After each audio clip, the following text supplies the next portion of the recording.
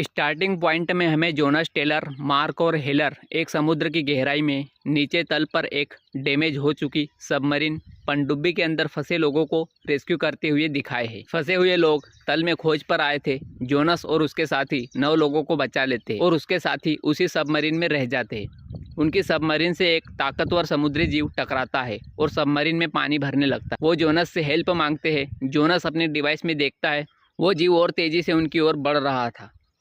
Jonas न चाहते हुए भी अपने साथियों को वही छोड़कर चले जाता है। हेलर उसे ऐसा करने से रोकता है। जोनास उससे कहता है अगर हम उन्हें बचाने गए तो हम में से कोई भी नहीं बचेगा और इस रेस्क्यू मिशन में जोनास के साथी बलि चढ़ जाते हैं। कहानी 5 साल आगे बढ़ती है। हमें दिखाया जाता है माना वन रिसर्च सेंटर जो कि चीन के तट से 200 मील दूर समुद्र में है, जहाँ एक बिलियनर मॉरिस अपने एक दोस्त डॉक्टर झांग से मिलने जाता है। मॉरिस डॉक्टर झेंग की हर खोज में बेइंतहा पैसा लगाते हैं।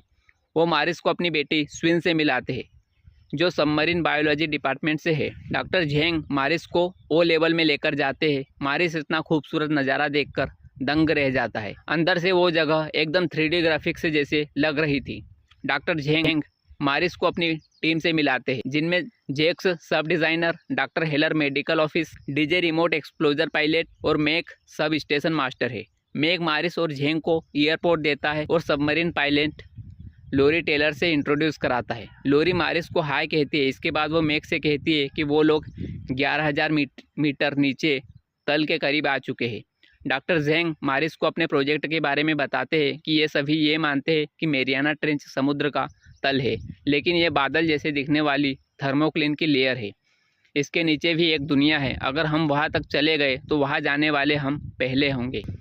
इसके बाद लोरी थर्मोक्लाइन लेयर में एंटर करती है। वहाँ बहुत अंधेरा होता है। वो लाइट्स ऑन करती है। वाकई में वहाँ एक खूबसूरत दुनिया थी। वहाँ ऐसी प्रजातियाँ थी जिनसे साइंस भी अनजान था। सभी के चेहरे खिल उठते हैं ये खूबसूरत नज़ारा देखकर। लोरी डीजे से कहती है रोबो लॉन्च करने के लिए। डीजे वैसा ही करता है। सब कुछ ठीक चल रहा था, तभी अचानक से कोई तेज़ी से उनकी ओर बढ़ रहा था और वो शिप से टकराता है और रोबो को तोड़ फोड़ कर रख देता है। ये जीव बहुत खतरनाक है। लोरी उन्हें बताती है कि जोनास सही था, यहाँ सचमुच कुछ है जो बहुत डेंजर है और उनका सिग्नल कट जाता। सबमरीन डैमेज हो जाती है उस जीव से टकराने के बाद और ऊपर नहीं जा पाती।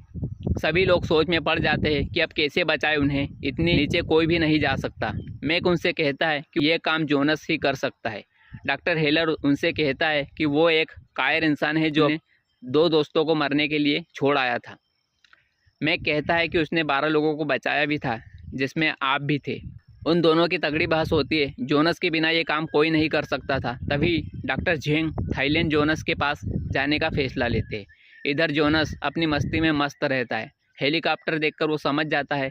वो मैक और झेंग से मिलता है और झेंग के काम की तारीफ भी करता है और वो उनसे कहता है कि मैंने डाइविंग छोड़ दी है, आप मुझसे मदद की उम्मीद न रखें। मेरा जवाब न ही रहेगा, माफ़ कीजिएगा। तभी मैक उन्हें एक ऑडियो रिकॉर्ड सुनाता है जो उसकी पहली वाइफ की होती है।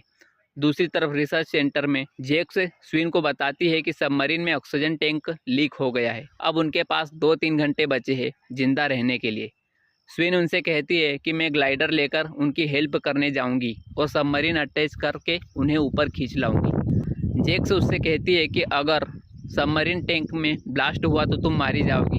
स्विन कहती है फिर भी मैं जाऊंगी और अपनी बच्ची से मिलती है और बताती है कि बेटा मैं अपने दोस्तों को बचाकर ले आऊंगी थोड़ी देर में, और ग्लाइडर में बैठकर नीचे चली जाती है।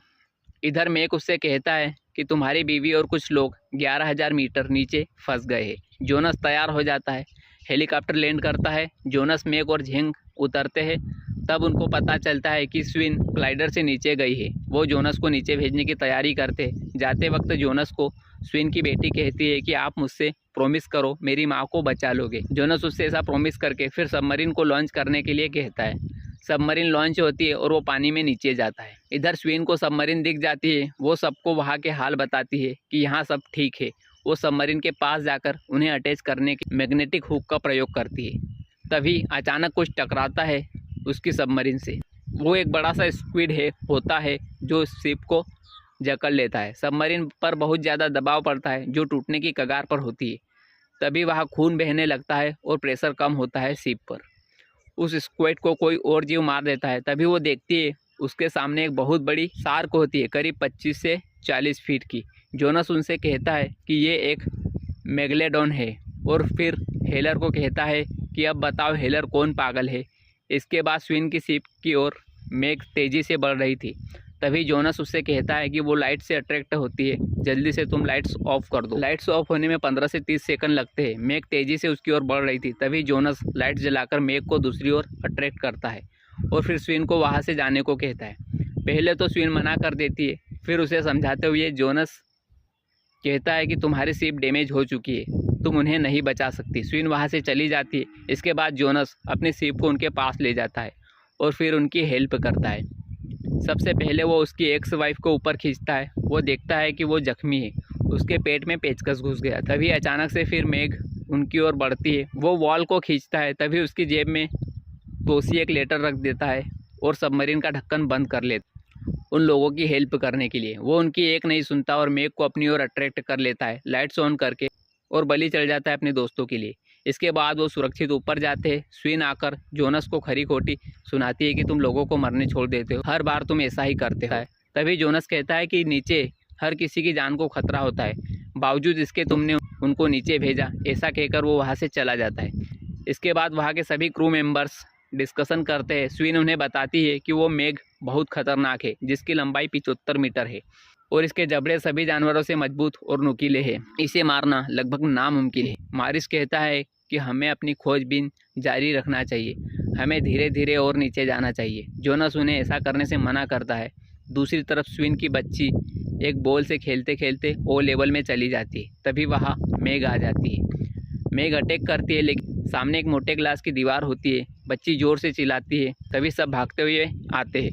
मिन उनसे कहती है कि एक बहुत बड़ा मॉन्स्टर हमें देख रहा है। उस ग्लास पर उसके जबड़े का निशान बन गया था। तभी वहाँ एक व्हेल आ जाती है। वो रिलैक्स हो जाते कि ये मेग नहीं थी। तभी उसे खाने के लिए वहाँ मेग भी आ जाती है और उस व्हेल को मारकर खा जाती है। सभी परेशान हो जाते हैं कि मेग वहाँ आना तो नामुमकिन था, आखिर वो आई कैसे। तभी जैक्स उनसे कहती है कि जब सबमरीन ब्लास्ट हुई थी तब नीचे काफ़ी ज़्यादा टेम्परेचर क्रिएट हुआ और बर्फ़ की परत पिघल गई और मेग को रास्ता मिल गया। जोनस उनसे कहता है उसे मार देना चाहिए। तभी उनके पास एक खबर आती है कि 2-3 जगह बोट पलटी है। वो उस जगह जाकर देखते हैं। उन्हें वहाँ सब उथल पुथल दिखाई देता है और फिर उन्हें मेग दिखाई देती है। डॉक्टर झेंग जोनस से कहते हैं कि हमारे पास शार्क केज है और एक स्पाइरल गन भी। अगर हम उसके गिल्स में शूट कर दे तो हम आसानी से जहर देकर मार सकते। तभी जेक उनसे कहता है कि शिप को उसकी ओर ले चलो। झेंग ऐसा करने से मना कर देता है। वो कहता है हमारे में से किसी को तैरकर उसके पास जाकर फायर करना होगा। अगर बोट ले गए तो कोई नहीं बचेगा। इस काम के लिए भी जोनस तैयार होता है। वो स्विम सूट पहनकर गन लेकर पानी में छलांग लगाता है और फिर मेग के पास जाता है और उसे शूट करता है। उसमें एक ट्रैकर लगा होता है जिससे वो लोग मेग पर नज़र रख सके। जोनस शूट कर देता है। इसके बाद उसे बोट पर खींचते हैं। तभी पानी में हलचल होती है जिससे मेग उसकी ओर तेज़ी से बढ़ती है। जोनस को ऊपर खींच लिया जाता है। इसके बाद वो शार्क केज से स्विन को भेजने की तैयारी करते हैं। वो शार्क केज बहुत मजबूत होती है। झेंग एक पॉइजन की बोतल निकालते हैं और स्पाइरल गन में डालकर स्विन को दे देते हैं। इसके बाद बोट से मेग के लिए चारा फेंकते हैं। थोड़ी देर में वहाँ मेग आती है। स्विन उसे शूट कर देती है स्पाइरल गन से। वो गायब हो जाती है। फिर अचानक आकर उस शार्क केज को अपने जबड़े में ले लेती। इधर जोनस उसे बचाने के लिए समुद्र में छलांग लगा देता है और तैरता हुआ उसके पास जाता है। वो केज का ऊपरी सिरे को खोलता है। तभी स्विन का ऑक्सीजन मास्क भी टूट जाता है। वो जोनस को वापस जाने को कहती है और बेहोश हो जाती है। जोनस उसे बाहर निकाल लेता है। तभी बोट पर से वो लोग मेग का ध्यान भटकाने के लिए दूसरी ओर चारा फेंकते हैं। जोनस स्विन को ऊपर ले आता है। तभी मेग उन पर अटैक करने वाली होती है। तभी दूसरी ओर से बोट से क्रेन पर से उस मेग को खींचते हैं। जहर का असर मेग पर होने लगता है और वो मर जाती है। जोनस स्विन को जहाज पर ले आता है। इधर मेग को भी मारकर सभी खुश होते हैं। जोनस उसके दांत देखकर समझ जाता है कि ये छोटी शार्क है। फिर वाल उस मरी हुई मेग के साथ फ़ोटो खिंचवाता है और मजाक मस्ती में वो बोट से पानी में गिर जाता है। फिर अचानक से एक बड़ी मेग आ जाती है और वाल सहित उस मरी मेग को जहाज से खींच लाती है। जहाज संतुलन खोकर पानी में पलट जाता है और डॉक्टर झेंग गंभीर रूप से घायल हो जाते।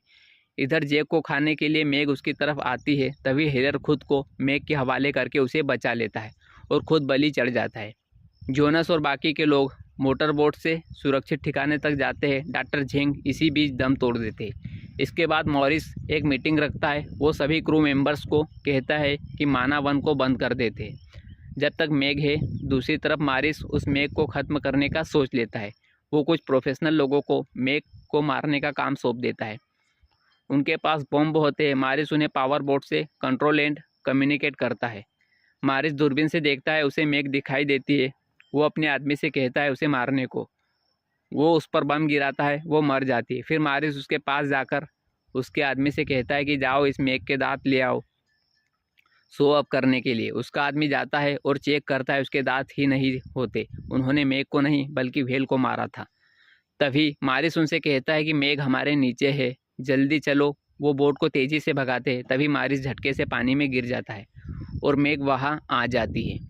मारिस बचने के लिए उस व्हेल पर चढ़ जाता है। इसके बाद मेघ उसे खा जाती है। इधर क्रू के सभी मेंबर्स को पता चल जाता है कि मारिस उन्हें बिना बताए मेघ को मारने का प्लान कर रहा था, क्योंकि वो बहुत लालची आदमी था। वो हर चीज़ में अपना फ़ायदा ढूंढता।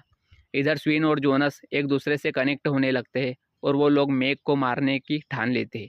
वो मारिस के लोग जो मेघ को मारने आए थे उनकी लोकेशन चेक करते हैं, जो सान्या बीच की ओर बढ़ रहे थे। मेघ भी उसी तरह बढ़ रही थी। उस बीच पर लाखों लोग एंजॉय कर रहे थे। वो एक व्हेल की आवाज़ रिकॉर्डिंग का प्रयोग करने वाले हैं मेघ को गुमराह करने के लिए। वो बढ़ते हैं। इधर मेघ वहाँ आ चुकी होती है। मेघ वहाँ आकर अफरा तफरी मचाने लगती है। सभी लोग घबराकर इधर उधर भागते हैं। व्हेल एक बच्चे के पीछे लग जाती है, उसे खाने ही वाली होती है। तभी स्विन पानी में व्हेल की रिकॉर्डिंग चालू कर देती है, जिससे मेघ उस बच्चे को छोड़कर आवाज़ की ओर अट्रैक्ट होती है और उसकी ओर बढ़ती है। ऊपर बहुत से हेलीकॉप्टर भी आ जाते हैं जो मारिस के लोग होते हैं। इधर जोनस और स्विन ग्लाइडर से नीचे जाते हैं मेघ को शूट करने के लिए। मेघ व्हेल की रिकॉर्डिंग वाले टूल्स को खा जाती है और जोनस और स्विन पर अटैक करने आती है। जोनस के पीछे मेघ लग जाती है। जोनस स्विन को शूट करने के लिए कहता है।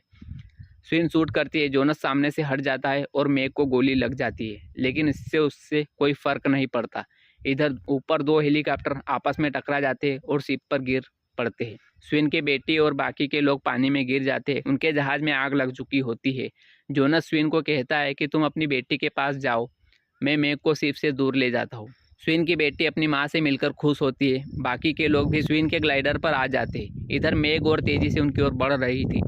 स्विन जोनस को कहती है कि अब हम नहीं बचने वाले। सभी हिम्मत हार जाते। तभी जोनस कहता है एक और रास्ता है हमारे पास। स्विन पूछती है वो क्या है। जोनस कहता है कि हमें उसका खून बहाना होगा। मेघ की ओर बढ़ता है।